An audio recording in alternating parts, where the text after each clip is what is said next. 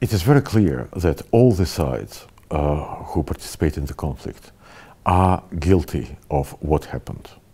Everybody bears his own share of responsibility. Everybody knows that Putin is guilty. Everybody has his own list of how Putin is guilty. That is a long story. But we should also look at the responsibility of EU and United States in aggravating this crisis. One of the major sources of this crisis is the approach of EU and United States, which was based on the idea that at a certain point they can claim that Russia has no voice in the relationship between Ukraine and European Union. For example, as far as the association agreement is concerned. This view is perfectly legitimate from, so to say, moral perspective, which unfortunately has very little to do with practical politics. We have lost 20 years after the dissolution of the Soviet Union, even more, 25, for finding proper solutions for Europe, which would include not only post-communist countries which emerged out of the Soviet Empire, but also Russia. And that is the main source of all these tensions.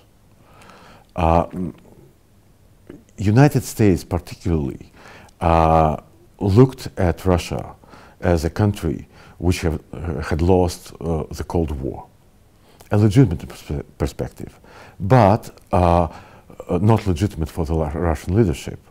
Russian leadership used to believe, and believes now very strongly, that Russia has withdrawn from the Cold War without losing it. So now Putin is trying to reassert his position as not a loser who is condemned to accepting the rules of the game imposed by the winner, but an equal side in the game who can insist on his own rules.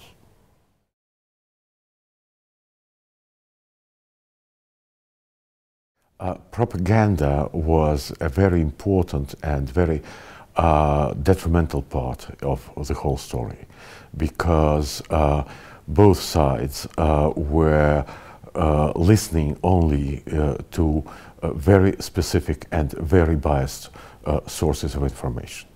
That means that people who supported Maidan believed that they express the will of the whole nation, while people in the east of the country who watched or listened to anti-Maidan propaganda were absolutely convinced that here comes a sort of fascist coup d'etat, and that means that the situation was aggravated and polarized systematically by propaganda. Unfortunately, in Ukraine, there are by now no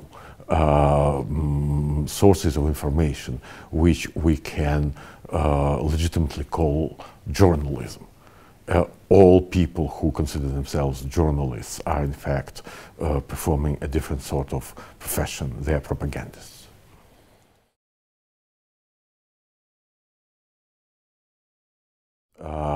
The traditional model of the state, which was used in Ukraine, highly centralized, doesn't work anymore.